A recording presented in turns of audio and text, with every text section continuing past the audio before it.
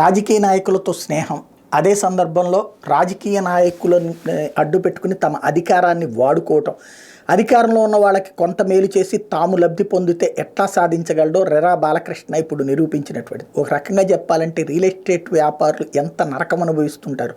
Real estate వ్యాపారం అంటే ఏదో చేతుల నిండా ఏది బంగారపు ఇవి పెట్టుకుని ఉంటారు, లేకపోతే పెద్ద కార్లలో వస్తారు అని చెప్పేసి మనం చాలా వాళ్ళని దోచుకుంటారు అన్నటువంటి. కానీ వాళ్ళు ఎందుకు అట్లా లేకపోతే కనుక ఇప్పుడు నాలాగా ఇట్లా బట్టలు వేసేసుకుని వచ్చి నేను ఒక ఫ్లాట్ అమ్ముతాను, ఒక కోటి రూపాయలు 2 కోట్లు అంటే ఎవడన్నా కొంటాడా?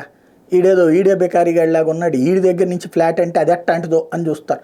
కాబట్టి అక్కడ డాబుసరి ఉండాలి. ఆ డాబుసరి కోసం అదేదో సినిమాలో చూపెట్టినట్టు లోపల బని జరిగిపోయినా పైన మాత్రం మంచి బట్టలు వేసుకోవాలన్నట్టు ఉంటుంది. వాళ్ళు ఒక ఎకరం కొంటే అందులో పావు వంతైనా సరే ఈ లంచాలకి పోగొట్టుకోవాల్సినటువంటి పరిస్థితి వచ్చినటువంటి రోజులు అనడానికి హైదరాబాద్ మరింత దారుణమైనటువంటి పరిస్థితి అనడానికి సాక్ష్యం ఈ రెరా బాలకృష్ణ. ఇప్పుడు ఆయన దగ్గర దొరికినటువంటి డబ్బులు చూస్తే ఎంతమంది రియల్ ఎస్టేట్ వ్యాపారుల కడుపులు కొట్టాడు, ఎంతమంది మధ్యతరగతి బ్రతుకులు నాశనం చేశాడు అన్నదే డౌట్. 214 ఎకరాలు అయ్యగారికి ఉన్నదట.